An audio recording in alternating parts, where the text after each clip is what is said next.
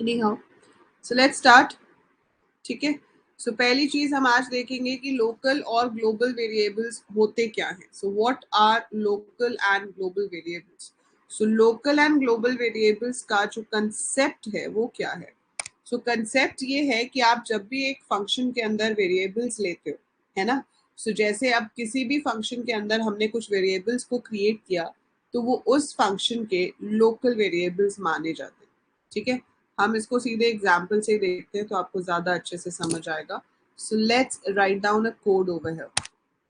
मैंने यहाँ पर एक कोड लिखा. मैंने लिखा डेफ, फंक्शन का नाम दे दिया प्रोसेस. ठीक है, इसमें कोई भी पैरामीटर मैंने रिसीव नहीं किया है. So I am not receiving any parameter in this. और मैं यहाँ पर क्या करना चाहती हूँ, I want to write n is equal to 80 और मैंने n को प्रिंट करा दिया. ठीक है, अब मैंने यहाँ पर एक वेरिएबल लिया a100 और उसको मैंने प्रिंट किया तो प्रिंट a से 100 जो है वो स्क्रीन पे प्रिंट हो जाएगा. फाइन. अब आपने इस प्रोसेस को कॉल करा दिया. अब इतना सा कोड अगर हम करते हैं तो इसकी एग्जीक्यूशन कहाँ से शुरू होती है. If I look at the execution of this particular code, so the execution will begin from here. पहले वो इस लाइन पे जाएगा लेकिन देखेगा फंक्शन है तो एग्जीक्यूट तो नहीं करेगा. वो यहाँ पर आ जाएगा. ए कितना हो गया, 100. ए 100 है, प्रिंट ए से आपका 100 जो है वो स्क्रीन पे प्रिंट हो जाएगा. उसके बाद प्रोसेस कॉल होगा तो कंट्रोल यहाँ आएगा. एन होगा वो 80 बन जाएगा. प्रिंट एन करेंगे तो 80 प्रिंट हो जाएगा. वापस आएगा, वापस कुछ भी नहीं है, मतलब प्रोग्राम खत्म. ठीक है, so it will print the values like this. So इसको जब मैं रन करती हूँ तो मेरे पास आंसर में क्या आता है, 180, है ना. सो आई गेट 100, आई गेट 80. तो मेरे पास ये दोनों वैल्यूज जो है यहाँ पे प्रिंट हो गई. Perfectly fine. अब मैं यहाँ पर क्या करके देखना चाहती हूँ कि वो जो n हमने ऊपर लिया है, ये जो n80 लिया है, क्या मैं उसको यहाँ से प्रिंट करवा सकती हूँ. तो मैंने इसको सेव किया और मैंने इसको रन किया. तो क्या होगा, आपके पास नेम एरर आ गया. क्या एरर आ गया, नेम एरर. नेम एरर तब आता है जब हम एक ऐसे वेरिएबल को यूज करें जो कि क्रिएट ही ना किया गया हो. सो यहाँ पर n जो है वो उसको इस तरह से ले रहा है जैसे कि n को कभी क्रिएट ही नहीं किया गया. सो n इज नेवर क्रिएटेड.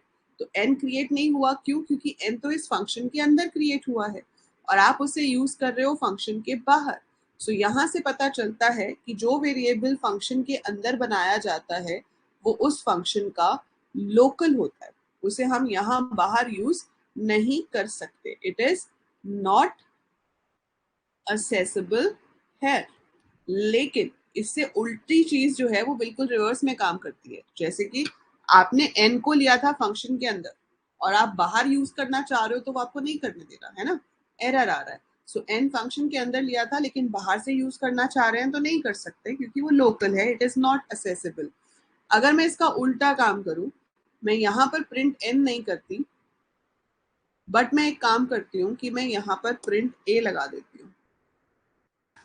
तो मैं इसके n को यहाँ बाहर तो यूज नहीं कर पा रही थी, पर क्या मैं इस बाहर वाले a को इस फंक्शन के अंदर यूज कर पाऊंगी. Will I be able to do that. The answer is yes, है ना. तो अब आपने जो प्रिंट a लिखा है उसके बदले में वो आपको 100 प्रिंट करके दे रहा है. क्यों, क्योंकि जो वेरिएबल किसी भी फंक्शन के अंदर नहीं होता वो ग्लोबल होता है. ठीक है, सो ये ग्लोबल है इसलिए वो यहाँ पर असेसेबल है. सो जो वेरिएबल किसी भी फंक्शन के अंदर डिफाइंड नहीं है, जनरली बाहर डिफाइंड है, that is said to be a global variable. और जो किसी फंक्शन के अंदर क्रिएट होता है वो लोकल वेरिएबल होता है. तो आपकी डेफिनेशन ही क्या हो गई, local variable is a variable created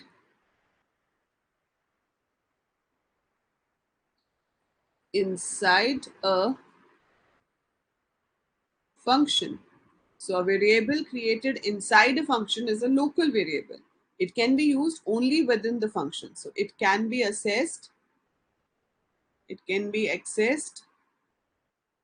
only within that function. So it can be accessed only within that function, that is your local variable. ठीक है. Now global में क्या होता है? A is 100. ठीक है, ये global है. So global variable is a variable created outside all the functions. So जो सारे functions के बाहर create होता है. हाँ, yes प्रवीण, अगर आप डेफ से पहले कोई वेरिएबल क्रिएट करोगे वो भी ग्लोबल होगा. So a variable created outside all the functions is a global variable. It can be accessed anywhere in the program. So it can be accessed anywhere in the program. Function के अंदर, function के बाहर, कहीं पे भी आप इसको access कर सकते हो. So that is one major difference between local and global variables and functions. ठीक है. So ये एक आपके पास बड़ा difference है local और global variables के बीच में. So ये definition समझ में आई. ठीक है. अब ये डेफिनेशन तो ठीक है, इससे हमें साफ पता चल रहा है कि जो वेरिएबल जिस फंक्शन के अंदर बनाया जाएगा उसी के अंदर हम उसको यूज कर सकते हैं, हम उससे बाहर यूज नहीं कर सकते. इवन इफ अगर उनका नाम सेम भी हो जाए. ठीक है, नाम सेम हो जाए मतलब अगर मैं यहाँ पर इसका नाम n ही दे देती,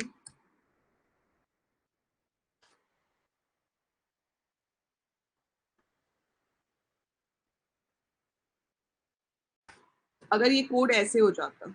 ठीक है, अब दोनों का नाम n है लेकिन दोनों अलग अलग वेरिएबल्स माने जाएंगे even if the name is same. So चाहे उनका नाम सेम हो लेकिन तब भी उनको अलग अलग मेमोरी एलोकेट होगी नहीं. इसमें एरर नहीं आएगा आयुष. इसमें यहां से शुरू होगा, पहले एक n बनेगा. ठीक है, उसमें 100 आ जाएगा, ये ग्लोबल वाला n है. फिर उसको प्रिंट करा दिया तो 100 प्रिंट हो जाएगा. फिर प्रोसेस कॉल होगा, यहाँ आ जाएंगे. अब इसके अंदर n इज इक्वल टू 80 जब एग्जीक्यूट होगा तो ये एक और n को बना देगा. सो it will create one more n. तो अगर आप सेम नेम को दोबारा से असाइन कर देते हो वैल्यू तो आपका नया n क्रिएट हो जाता है. अब इस n के अंदर 80 आ गया, ये लोकल है.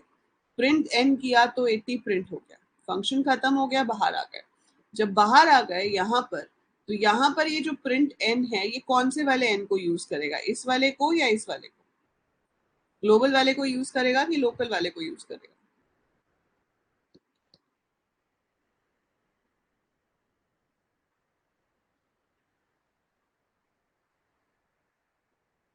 वाई आयुष, आप अभी कहाँ हो? आप फंक्शन के बाहर हो ना. फंक्शन के बाहर हो तो लोकल वाले को क्यों यूज करेगा, वो बाहर वाले को यूज करेगा. तो बाहर वाला जो है वो कौन सा है, ग्लोबल है. So it is going to use the variable which is outside the function. और फंक्शन के बाहर जो है वो 100 वाला था, इसलिए वो क्या प्रिंट करेगा, 100. ठीक है, सो इसको अगर मैं रन करूंगी तो मेरे पास आंसर आएगा 100, 80, 100. अंडरस्टूड. तो आपका बाहर वाला n अलग है, अंदर वाला n अलग है. तो even if the name is same, still the variables are taken as different variables.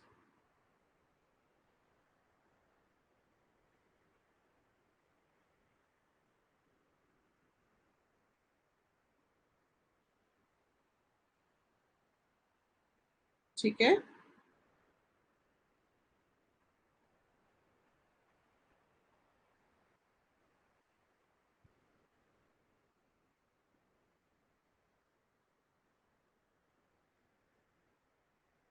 so def process n is equal to 80, print m, n is equal to 100. so यहाँ पर आपको पता चल गया दोनों वेरिएबल्स में क्या डिफरेंस है.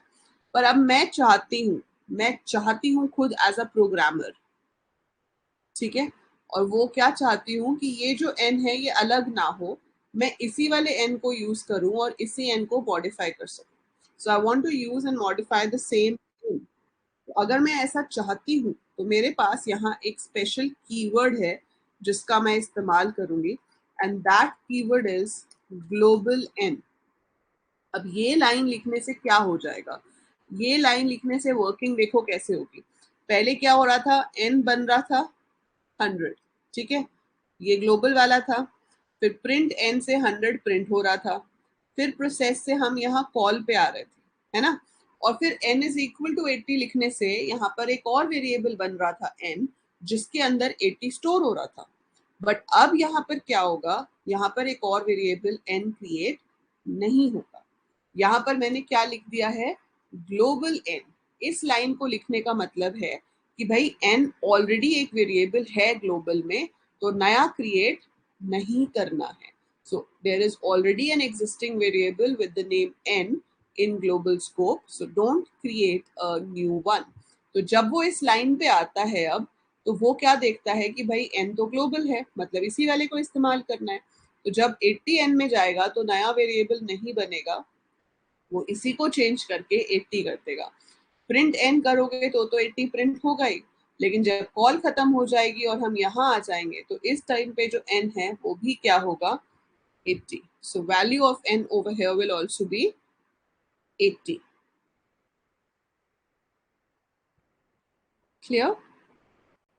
So writing this line says that there is already a global variable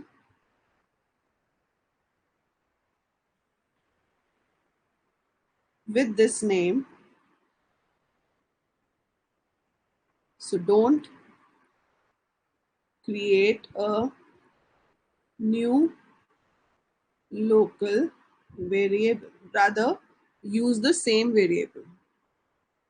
दोबारा से बताती हूँ, कोई बात नहीं। देखो आप, हाँ बता रही हूँ, आप जब एक वेरिएबल को क्रिएट करते हो, जब ये ग्लोबल वाली लाइन यहाँ पे नहीं थी, है ना, जब ये ग्लोबल वाली लाइन यहाँ पे नहीं थी, तो आप इसकी वर्किंग समझो कैसे हो रही थी। यहाँ से शुरू हुआ था, है ना, तो आपके पास एक n बना, उसमें 100 स्टोर हो गया, प्रिंट n से 100 प्रिंट हो गया। प्रोसेस जब कॉल हुआ हम यहाँ गए, अब ये लाइन तो यहाँ थी नहीं, तो जब वो इस लाइन पे आएगा n इज इक्वल टू 80 पे आएगा, तो उसका क्या मतलब है कि हम एक वेरिएबल क्रिएट कर रहे हैं। तो पाइथन में जब भी असाइनमेंट होती है तो या तो वेरिएबल मॉडिफाई होता है या क्रिएट होता है। पहली बार यूज हो रहा हो तो क्रिएट होता है ना। अगर आपके पास a है और आप a में 15 पुट करते हो तो that means it's creating a। सो जब पहली बार यूज हो रहा हो तो क्रिएट होता है। अब उसके लिए ये n यहाँ पर नहीं है। जब n इज इक्वल टू 80 करेंगे, जब हम असाइनमेंट करेंगे, तो वो एक नया n बना देगा जिसके अंदर 80 आ जाएगा। So we have one new variable named n, जो कि इस फंक्शन के अंदर है, इसका लोकल है। आपने प्रिंट n किया तो 80 प्रिंट हो गया। वापस आए तो ये प्रिंट n कर रहा है, लेकिन ये अपने वाले n को प्रिंट करेगा विच इज 100, जो कि ग्लोबल था, है ना, ये बाहर था तो ये ग्लोबल है और ये लोकल है। सो बाय डिफॉल्ट प्रेफरेंस हमेशा किसको मिलती है, लोकल को, फंक्शन के अंदर। तो फंक्शन के अंदर वो हमेशा अपने वाले लोकल को ही यूज करेगा, ग्लोबल को यूज नहीं करेगा। सो नॉर्मली ऐसा होता है, ठीक है, ये पॉइंट समझ आ रहा है कि नॉर्मली ऐसा होता है। फाइन, आप चाहते हो कि ऐसा ना हो, आप चाहते हो ऐसा ना हो, आपने ये जो n यहाँ ग्लोबल लिया है, इसी को ही आप इस फंक्शन में यूज कर पाओ, मॉडिफाई कर पाओ। यूज तो हम पहले भी कर सकते थे, लेकिन मॉडिफाई नहीं कर सकते थे, क्योंकि अगर हम मॉडिफाई करते थे तो नया वेरिएबल ही बन जाता था। अब आप ये चाहते हो कि जब आप मॉडिफाई करो तो नया वेरिएबल ना बने, रादर वो इसी मेमोरी लोकेशन को ही चेंज करे, मतलब वो इसी वेरिएबल को ही चेंज करे। So you want that. तो ऐसा करने के लिए आपने यहाँ पर ग्लोबल n लिख दिया। सो बस इतनी सी लाइन आपको लिखनी है, उससे क्या हो जाएगा, n 100 है, ठीक है, 100 प्रिंट हो गया, प्रोसेस कॉल हुआ। सो ग्लोबल n अब उसको बता रहा है कि जब ये n इज इक्वल टू 80 वाली लाइन आएगी तो नया वाला n जो है वो नहीं बनाना। ये global n is pointing to this n only. तो जब हम 80 करेंगे तो चेंज इसी के अंदर हो जाएगा, एक न्यू वेरिएबल आपका क्रिएट ही नहीं हुआ। जो एग्जिस्टिंग ग्लोबल वेरिएबल था उसने उसी के अंदर वैल्यू को चेंज कर दिया। अब प्रिंट n करने पे 80 प्रिंट हुआ, जब वापस आए तो n को प्रिंट कर रहे हैं n तो अभी भी वही वाला ही n है, तो इसलिए यहाँ पे भी क्या प्रिंट होगा, 80। सो चेंजेस आर रिफ्लेक्टेड, क्योंकि वो ग्लोबल है, आप इसी में ही चेंजेस कर रहे हो। सो बाय डिफॉल्ट चेंजेस रिफ्लेक्ट नहीं होते हैं नॉर्मली, क्योंकि लोकल वेरिएबल अपनी जगह पे यूज हो रहा है और ग्लोबल अपनी जगह पे यूज हो रहा है। पर जब आप यहाँ पर ग्लोबल लिख रहे हो, उसका मतलब है कि उस नाम का लोकल वेरिएबल बनेगा ही नहीं। सो ग्लोबल n लिखने का मतलब है there will be no local variable created in this function with given name। तो जो ग्लोबल वाला है उसी का ही इस्तेमाल करना है, नया वाला नहीं बना।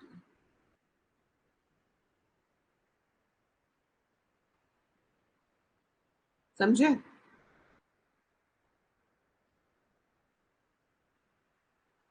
Hello Chahat, I am fine, how are you?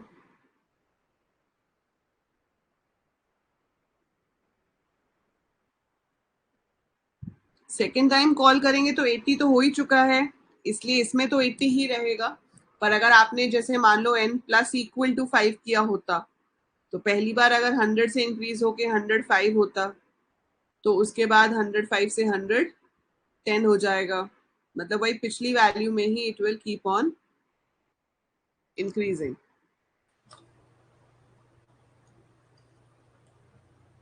Hello. Hello ma'am. Yes Ayush, how are you? Ma'am fine, आप कैसे हो? बढ़िया। मैम वो कोड में कुछ डाउट था। हाँ बोलो। मैम इसमें ये एन का जो वैल्यू है वो लोकल से उठा रहा है, लोकल से उठा रहा है क्या? नहीं, अगर हम ये लाइन लिख देते हैं ना ग्लोबल n, तो लोकल बनता ही नहीं है फिर। मतलब जो ये फंक्शन में है वही जो रिटर्न बाहर आएगा। है उसी वाले को ही लेगा। अब 80 आ रहा है ना इसमें, वो 80 क्यों आ रहा है? क्योंकि आपके पास यहाँ पर ये जो n है ये यहाँ पे क्रिएट हुआ, उसने 100 प्रिंट किया। जब प्रोसेस कॉल होगा तो नॉर्मली यहाँ एक लोकल वेरिएबल बनता है, लेकिन हमने जब ग्लोबल n लिख दिया तो इस फंक्शन के अंदर n नाम का लोकल वेरिएबल क्रिएट ही नहीं होगा। सो पहले पिछली बार जब मैंने ड्रॉ किया था तो आपने देखा था दो मैंने ड्रॉ किए थे, एक n यहाँ बनाया था, एक n यहाँ बनाया था, कि आपके पास दो n क्रिएट हो रहे थे, एक इधर एक इधर। लेकिन ये ग्लोबल वाली लाइन लिखने से क्या होता है कि there will be no local variable created in the function with the given name. So within this function अब n नाम का कोई भी लोकल वेरिएबल क्रिएट नहीं होगा। ये जो वैल्यू है ये आपके इसी वेरिएबल के अंदर जाएगी। So this variable will change to 80। तो अब एक ही वेरिएबल है, वही चेंज होकर 80 हुआ है, तो यहाँ तो 80 प्रिंट होना ही है क्योंकि ये तो इमीडिएट इसके बाद है। लेकिन जब आप बाहर आके यहाँ पे n को प्रिंट करने आओगे तो पिछली बार वो 100 प्रिंट कर रहा था, इस बार वो 80 प्रिंट कर रहा है। क्यों? क्योंकि आपका वही सेम वेरिएबल जिसमें 100 था वो चेंज होकर 80 कर दिया गया है। क्योंकि यहाँ अपना कोई वेरिएबल बना ही नहीं, उसने ग्लोबल वाले में ही चेंजेस किए हैं बिकॉज ऑफ दिस लाइन। ये जो ग्लोबल n हमने लिखा है इसकी वजह से उसी में ही चेंजेस हुए हैं और उसको हम यहाँ पर प्रिंट करा सकते हैं। आया समझ में? ठीक है। सो ये आपको एज सच यूज कहाँ पे करने को मिल सकते हैं? बहुत रेयर मैम चांसेस। हाँ जी। मैम ये सिर्फ इंटीजर्स में यूज होता है कि और किसी में? किसी के साथ भी, इंटीजर, स्ट्रिंग, फ्लोट, किसी के साथ भी यूज हो सकता है। जैसे अच्छा। स्वैपिंग ऑफ टू नंबर्स होता है ना, स्वैपिंग ऑफ टू नंबर्स क्या होता है? Interchanging values of two variables, है हाँ ना? आगे पीछे। तो अगर मैं यहाँ पर बनाती हूँ एक कोड, डेफ स्वैप।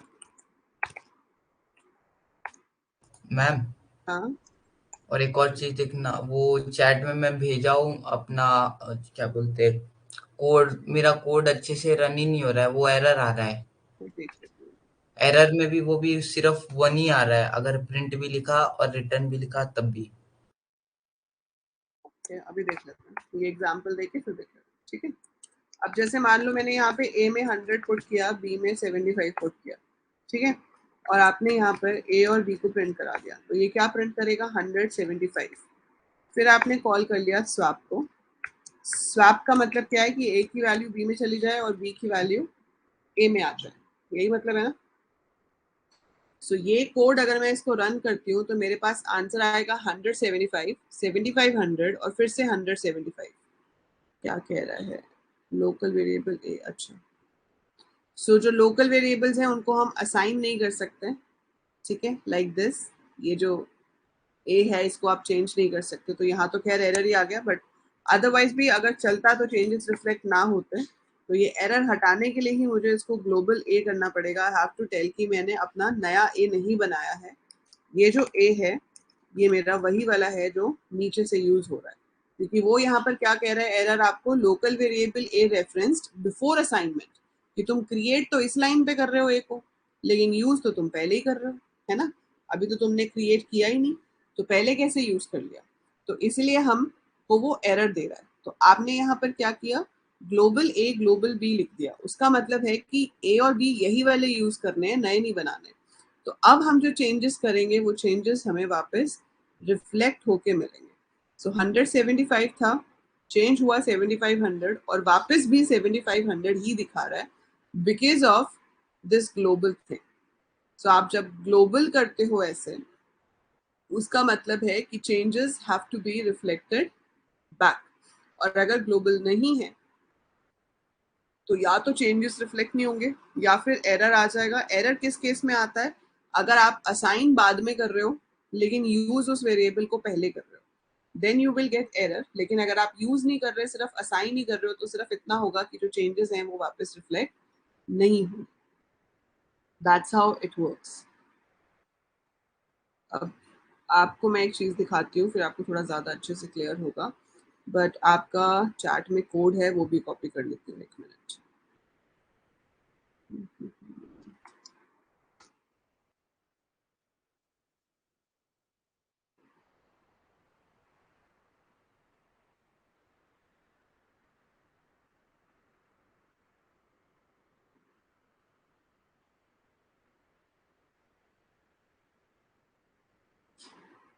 ग्रुप की चैट में आयुष। Yes ma'am. ओके,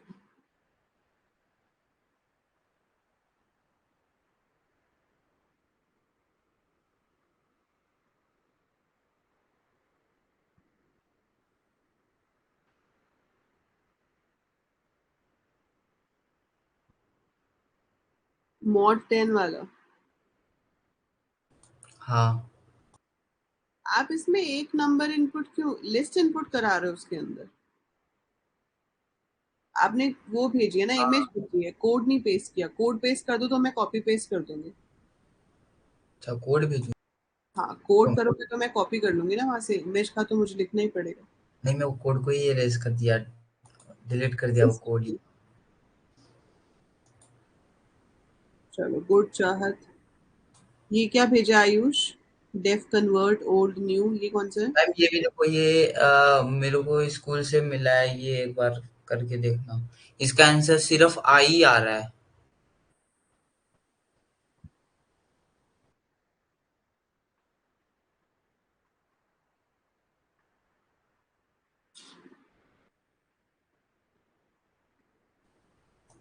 आपका स्क्रीन पॉज है। अभी भी पॉज है। हाँ। स्क्रीन शेयर नहीं दिख रहा। ना।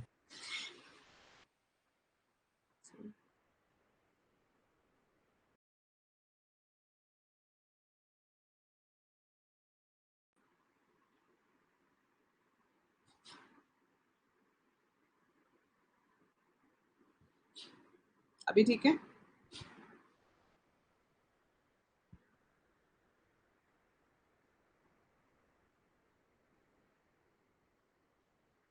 दिख रही है।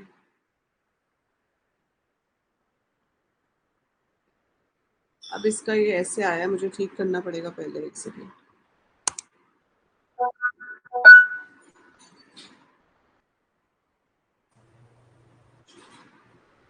आप सही है। सही है। So L is equal to length of old, new is equal to blank,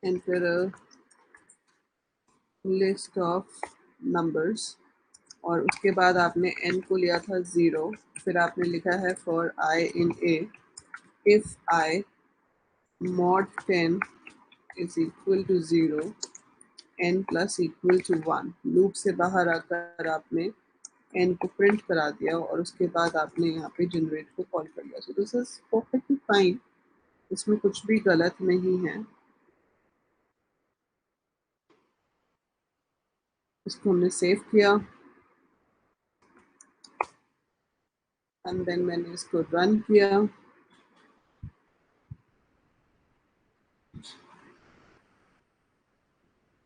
And I enter the values here. So 10, 20, 14, 50, 65, 72। So इसमें 3 नंबर हैं मेरे जो 10 से डिविजिबल हैं, तो 3 आ रहा है। सेम कोड है। हाँ, अब मैं आप वो आउटपुट देखा था, तो आउटपुट अभी भी मेरे पास है, 1 ही आ रहा था, क्यों तो। मैं ये कोड आपका पेस्ट कर देती हूँ, आप इसको एक बार अपने पे चला कर देखना, फिर देखना कि क्या आउटपुट आ रहा है।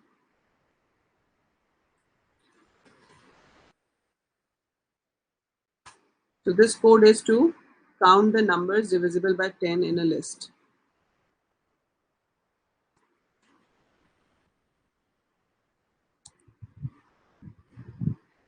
फन एट पाइथन वाला ये तो इतनी बार किया हुआ है क्वेश्चन,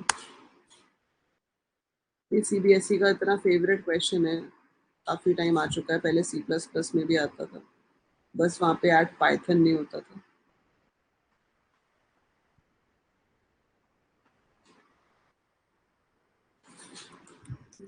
ये डेव इसी कोड है।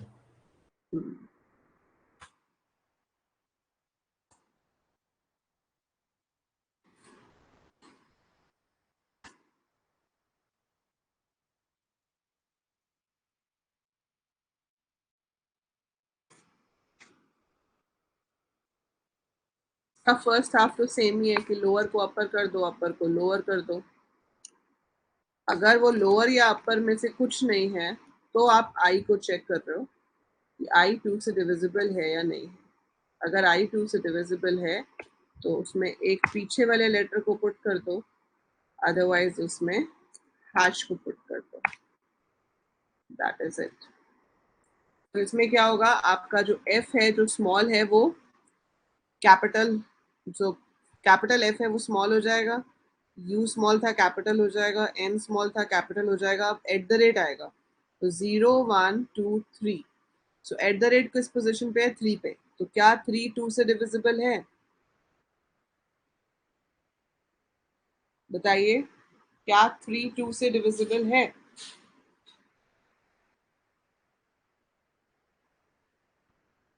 बताओ भाई कोई। 3 2 से डिविजिबल है? क्या मैम? 3 2 से डिविजिबल है, पोजीशन 3 जहां पे एट द रेट है, is it no. Divisible? No. No तो फिर क्या होगा, एल्स में जाएगा और उसके पीछे हैश कंकैटिनेट कर देगा। फिर कैपिटल पी आया तो स्मॉल हो जाएगा, स्मॉल वाई आया तो कैपिटल हो जाएगा, फिर एच ओ एन पूरा का पूरा कैपिटल में आएगा। जब 3 आएगा डिजिट, सो दिस इज 4 5 6 7 8 9 10। अब जो 3 है वो आपका आया है पोजीशन 10 पे, तो पोजीशन 10 पे आया 3, सो 10 mod 2 इज 0, हाँ है। तो एस टी आर आई -1, सो 10 -1 मतलब 9 पोजीशन पे जो लेटर है, तो 9 पोजीशन पे कौन सा लेटर है, स्मॉल एन। ठीक है, फिर उसके बाद आ जाएगा 11, 11 पे ऑड है तो हैश आ जाएगा, और फिर 12, 12 पे 0 है तो उससे पीछे वाला कैरेक्टर मतलब कि डॉट आ जाएगा। वेरी गुड चाहत। So this should be your output. तो अगर आपका लोअर या अपर है तब तो उसका सिर्फ कन्वर्ट हो जाएगा, अपर को लोअर बना देंगे, लोअर को अपर बना देंगे। लेकिन अगर हमारे पास ऐसी सिचुएशन है कि आपके पास मॉड 2 अगर लेटर नहीं है, सॉरी, तो आई की पोजीशन को चेक करेंगे, इवन है तो एक पीछे वाले कैरेक्टर को वहां पे कंकैटिनेट कर देंगे, और अगर ऑड है तो हैश को कंकैटिनेट कर देंगे।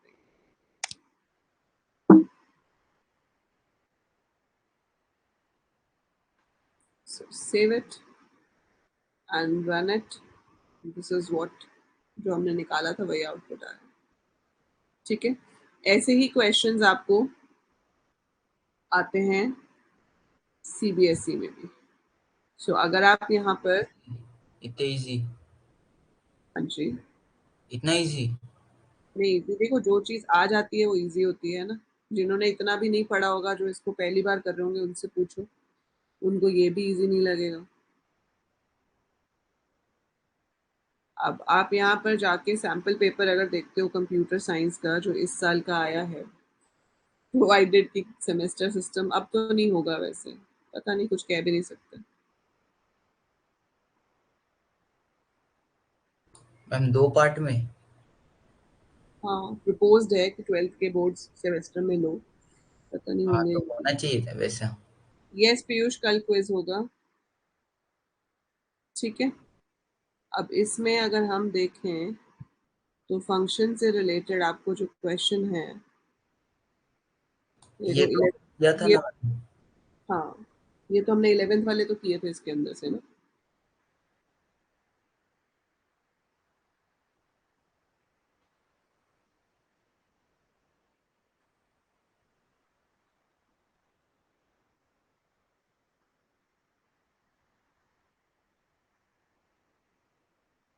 एक तो ये आया है आपके पास, write a function count now, जिसमें आप प्लेसेस रिसीव कर रहे हो in Python, that takes the dictionary places as an argument and display the name in upper case of the places whose names are longer than 5 characters. For example, consider the following dictionary. तो आपको dictionary of places लेनी है और आपको print सिर्फ उनको कराना है जिनके नाम में 5 से ज्यादा लेटर्स हैं। ठीक है, सैम्पल पेपर में उन्होंने इसको 2 मार्क्स में डाला हुआ है, पर ये 3 मार्क्स में भी आ सकता है।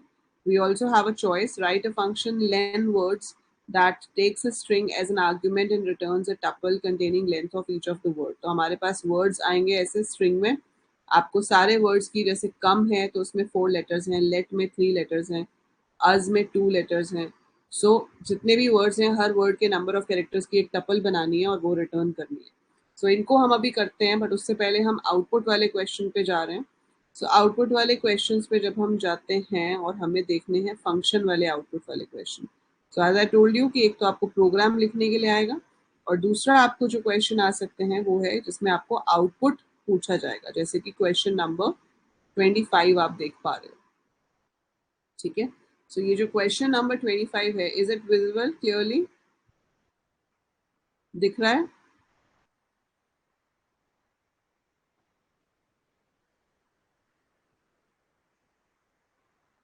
Question number 25 is properly visible?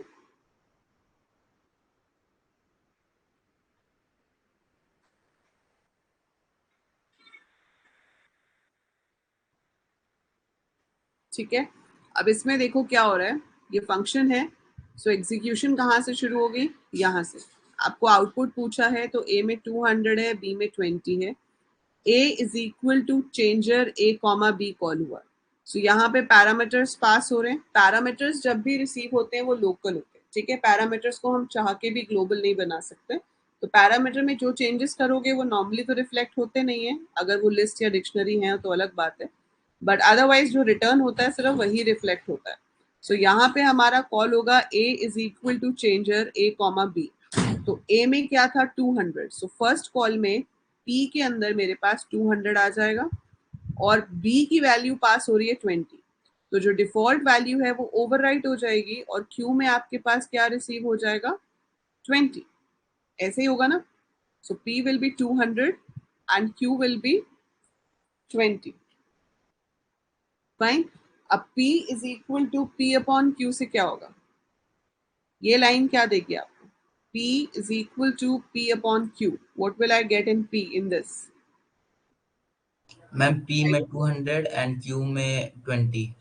वो तो आ गया, अब इस लाइन से क्या होगा, इस लाइन से डिवाइड हो जाएगा तो आ जाएगा 10। 0.0, क्योंकि स्लैश है सिंगल तो फ्लोट में आंसर आएगा। सो 10.0। फिर Q में आएगा P मॉड Q। अब P तो चेंज हो चुका है, P कितना हो चुका है, 10, है ना। नाउ p की आप इस लाइन में मॉडिफाइड वैल्यू यूज करोगे, p आपका 10.0 हो चुका है, रिमाइंडर निकालेंगे 20 के साथ। अब 10 तो 20 से डिवाइड नहीं हो सकता ना, 10.0 अपॉन 20 में आपके पास रिमाइंडर खुद ही 10.0 ही बच जाएगा। तो आपके पास Q में भी क्या आ जाएगा, 10.0। और वैसे इस क्वेश्चन में ये मैटर करता भी नहीं है कि उसमें क्या आएगा, क्योंकि हम उसको रिटर्न भी नहीं करा रहे। सो हम रिटर्न यहाँ से सिर्फ किसको कर रहे हैं, P को। सो P रिटर्न होकर किधर आ जाएगा, A में। तो A आपका 200 से चेंज होकर 10.0 बन जाएगा, है ना। सो ए विल चेंज फ्रॉम 200 टू 10.0। तो जब फर्स्ट कॉल हुई तो प्रिंट तो कुछ हुआ नहीं, क्योंकि प्रिंट स्टेटमेंट तो कहीं पे भी नहीं है। लेकिन जो चेंजेस हुए वो सिर्फ ये हुए कि जो यहाँ से रिटर्न होगा वो ए में आएगा, और रिटर्न हुआ पी जिसकी वैल्यू 10.0 थी, तो ए चेंज होकर 10.0 हो गया। अब ये लाइन आई, print a comma b comma separator is equal to dollar. अब सेपरेटर क्या होता है, ए कॉमा बी का मतलब है ए की वैल्यू प्रिंट करो और बी की वैल्यू प्रिंट करो। बाय डिफॉल्ट बीच में स्पेस आता है ना। सो जब हम नॉर्मली एक दो वेरिएबल्स के नाम लिखते हैं ए कॉमा बी, तो वो ए की वैल्यू प्रिंट करता है, स्पेस देता है, फिर बी की वैल्यू प्रिंट करता है। लेकिन सेपरेटर का मतलब है कि ए की वैल्यू प्रिंट करो, फिर सेपरेटर वाला साइन दो इंस्टेड ऑफ स्पेस, और फिर बी की वैल्यू प्रिंट करो। तो आपके पास इस लाइन में क्या प्रिंट होगा, 10.0 जो कि ए की वैल्यू है, उसके बाद डॉलर का साइन, और उसके बाद 20 जो कि बी की वैल्यू। ये पॉइंट समझ आया, यहां तक समझ आया। अभी हम सिर्फ इस प्रिंट तक पहुंचे हैं, ठीक है। अब उसके बाद फिर से कॉल हो गया, b is equal to changer b। अब b में जो है, b में क्या है, 20 है। तो जब सेकेंड कॉल होगी तो आपके पास p में वो आ जाएगा जो b में है। सो जो b में है that is received in p, so p becomes 20। q के लिए कुछ भी पास नहीं हुआ है, तो q में आ जाएगी डिफॉल्ट वैल्यू जो कि 10 है। Since we are not passing anything for q, तो उसकी डिफॉल्ट वैल्यू मेरे पास 10 हो जाएगी। अब क्या होगा, P is equal to P upon Q. So 20 upon Q. कितना आएगा 20 upon 10? 2.0. So 2.0 will be the value of P. फिर ये क्या करेगा, 2.0 mod 10, that will again be 2.0 only. पर वो अलग बात है, Q को यूज तो करना नहीं है, तो रिटर्न P किया, रिटर्न P किस में आ जाएगा, B में। तो B अब 20 की जगह 2.0 हो जाएगा, ठीक है। अब हम फिर से प्रिंट कर रहे हैं ए और बी को। तो ए की वैल्यू हमारे पास 10.0 है, बी की वैल्यू हमारे पास 2.0 है। बीच में डॉलर का साइन आएगा क्योंकि वो सेपरेटर है। और एंड का क्या पर्पस होता है, जब प्रिंट कर दो तो लास्ट में आपका एंड प्रिंट हो जाए। सो it will be printing 3 times hash like this. So this is your output. ये जो है ये आपका आउटपुट है। तो आपको एग्जाम में सिर्फ आउटपुट नहीं लिखना होता, आपको वर्किंग भी दिखानी है। तो जो हमने ये लिख लिख के किया है कि फर्स्ट कॉल में ये रिसीव होगा, सेकेंड कॉल में ये रिसीव होगा, तो आप इसको एक रफ लाइन बना के वर्किंग दिखा सकते हो, and then you can tell कि ये आउटपुट आएगा। बट वर्किंग आपको शो करनी है वहां पर, ठीक है। आप चाहे उसको रफ वर्क करके दिखाओ, but you must show the working कि आप किस तरह से इस रिजल्ट पर पहुंचे हो, ठीक है। So that's very important to be shown over there. So अगर हम यहाँ से ये कोड को, चाहिए मैंने यहाँ पे ओपन करा है ना, अगर मैं इसको डाउनलोड करके ओपन करूँ, 12 greater than 6 is true, not उसको फॉल्स बना देगा। तो पहला फॉल्स है तो दूसरा तो फॉल्स आना ही आना है, ठीक है। 12 less than 4 is false, not उसको ट्रू बना देगा, तो overall result will be true. Overall result इसका ट्रू आएगा, क्योंकि पहला जो एंड वाला पार्ट है वो आपको फॉल्स देगा। आप सिर्फ और के बाद देख लो कि आपके पास क्या आ रहा है। अगर और के बाद ट्रू आ रहा है तो अपने आप पूरा रिजल्ट ट्रू हो जाएगा। सो 12 लेस देन 4 जो है वो फॉल्स होता है ना। So 12 less than 4 is false, not लगाने से वो क्या बन जाएगा, ट्रू। अब वो ट्रू बन गया, अब ट्रू के साथ किसी भी वैल्यू को और कर लो तो आंसर तो ट्रू ही आएगा। तो पहले कुछ भी रहे, for sure it is going to give you true. Ma'am ma'am पहले नॉट का वैल्यू होगा ना, सबसे पहले नॉट सॉल्व होगा, हाँ। मीन्स और नॉट होगा ना। नहीं नहीं, पहले नॉट होगा उसके बाद और होगा ना। पहले आपके पास 12, पहले रिलेशनल ऑपरेटर्स होते हैं सबसे पहले, तो सबसे पहले सॉल्व होंगे रिलेशनल, मतलब ये जो ग्रेटर देन लेस देन वाले हैं ये सबसे पहले हो जाएंगे। तो आपकी अगर जो स्टेटमेंट है वो थी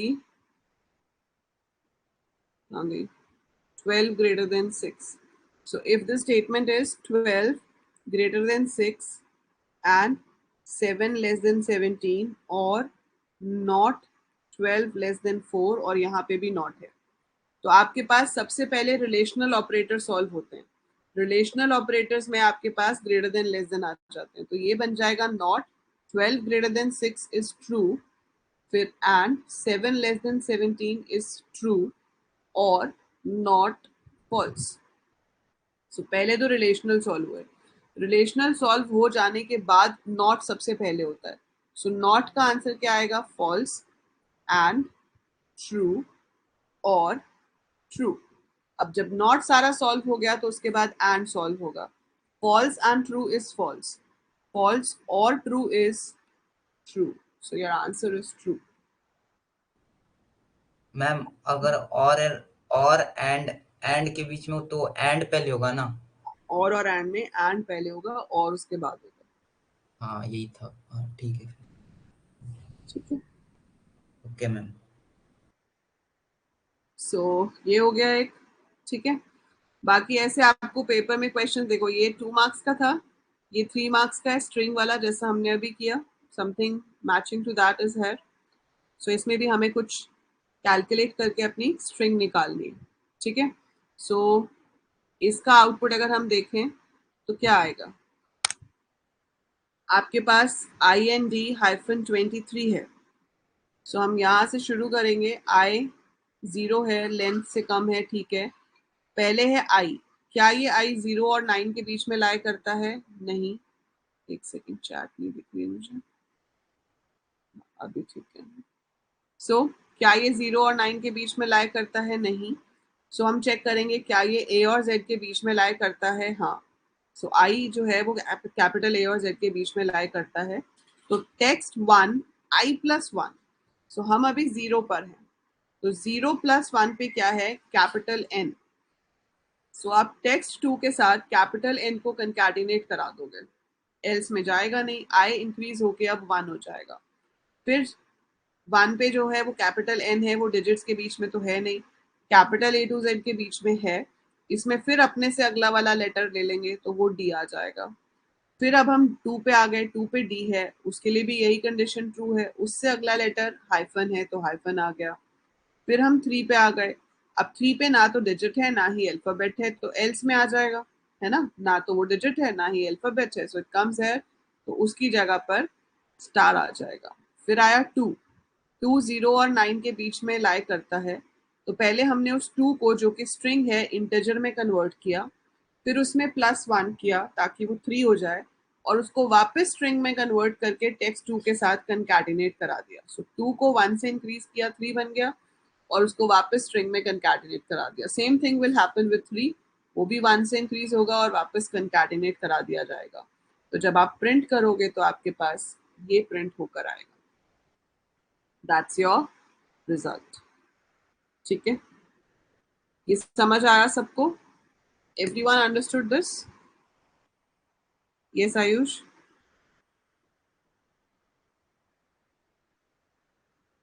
बोलो।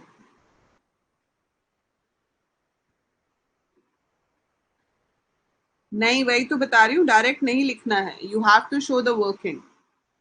आप इसमें दिखाओगे कि I के लिए ये कंडीशन ट्रू है तो हमने उसका ये लेटर पिक कर लिया, N के लिए ये ट्रू है, सो आपको वर्किंग दिखानी है, सीधा आंसर लिख के नहीं आना। 3 मार्क का क्वेश्चन है, आप सिर्फ 4 लेटर्स लिख के आ जाओगे? नहीं ना, यू विल एक्सप्लेन कि वो कैसे आया। ठीक है, और ये जो 2 क्वेश्चंस हैं ये आपका होमवर्क है, ये हम वेंसडे को डिस्कस करेंगे, तब तक आप एक ट्राई दे सकते हो इसके ऊपर। मैं वेंसडे वाली क्लास में आपको प्रॉपर लिख के दिखा दूंगी। ठीक है, सो वेंसडे को we will be having PYQ session, doubt clearing and previous year questions. ठीक है, सो हम नया टॉपिक नहीं करेंगे वेंसडे को, लेकिन हम प्रैक्टिस करेंगे बहुत सारी, तो पिछले साल के ऐसे ही पेपर्स खोल खोल के उसमें से फंक्शंस के सारे क्वेश्चंस करेंगे, ठीक है। और कल आपको इसका क्विज भी मिल जाएगा एंड ये वाला प्रोग्राम आप ट्राई करके आओगे, ये दोनों प्रोग्राम्स जो इसमें हैं। So try this of your own once, मैं तो एक्सप्लेन कर ही दूंगी वेडनेसडे को, ठीक है। हाँ, पोल ले लेंगे, we'll arrange a live quiz, ठीक है। चलो, so that is it for today. और ये प्रोग्राम बना लेना जो पेपर में है दोनों, ठीक है, और भेज देना ग्रुप में। चलिए, बाय एवरीवन, टेक केयर।